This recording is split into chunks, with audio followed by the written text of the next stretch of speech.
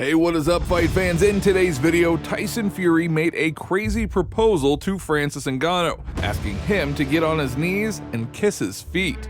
You know, I put him on the map, made him a multi-millionaire, and now I'm making him even more money. So he needs to thank me, don't he? He needs to get on his knees and kiss my feet, doesn't he? Tony Ferguson also received a similar crazy offer, but he won't need to get on his knees or kiss anyone's feet. He just needs to come to an agreement with Dana White to free himself from his UFC contract, because the next new offer could secure his future for the rest of his life. Beating people that you know you can beat, that's called being a bully. If you're charging pay-per-view, you have to give the people a real fight, not hand-picked, cherry-picked opponents, as I said. Also in this video, this is UFC's #1 bantamweight, Merab Dvalishvili. Rumors are that he has gossiping neighbors. Question is, how he deals with that.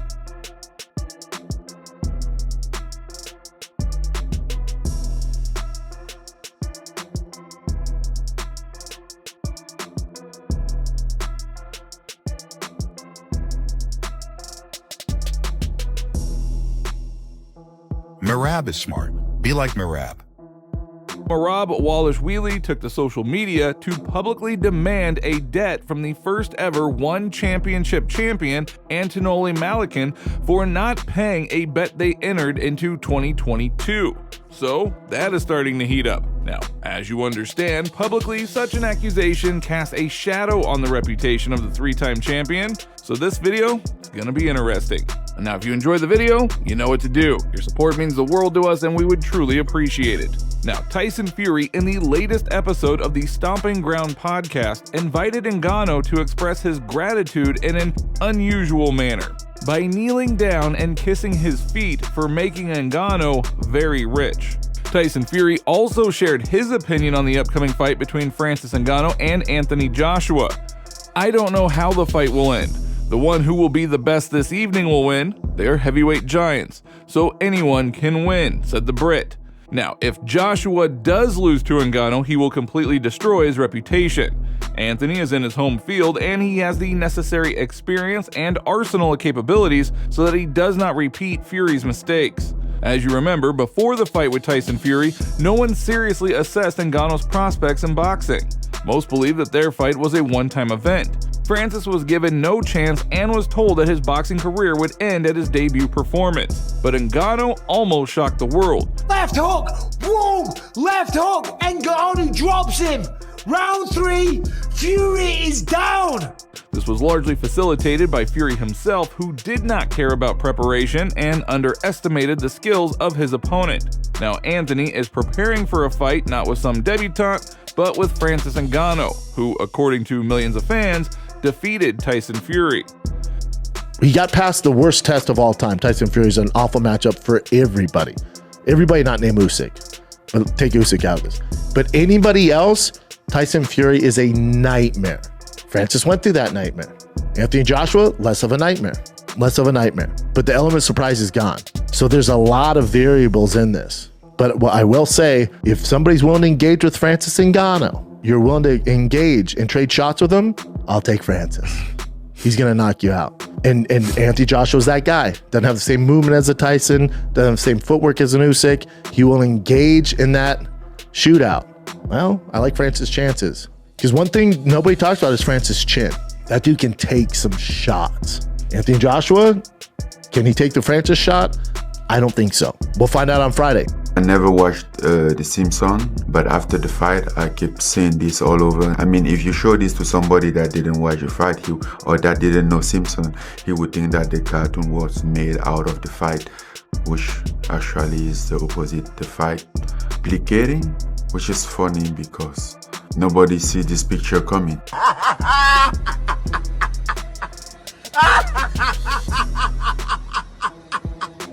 Now, Merab Dvalishvili, the current #1 contender in the UFC's bantamweight division, took to social media to publicly call out Malykhin, a three-time champion in the One Championship organization, for failing to pay a $50,000 debt stemming from a bet they made in 2022. The backstory reveals that Malykhin had initiated a $50,000 wager on a high-stakes rematch between Petr Yan and Aljamain Sterling back in 2022.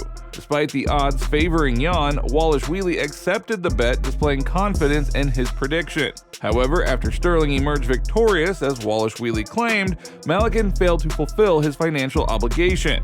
Wallace-Wheatley claims he has only received a partial payment of $11,000, leaving a remaining balance of $39,000. Now, Malykhin, while acknowledging the debt, attributed the delay to Wallace-Wheatley's alleged inability to provide the necessary transfer details.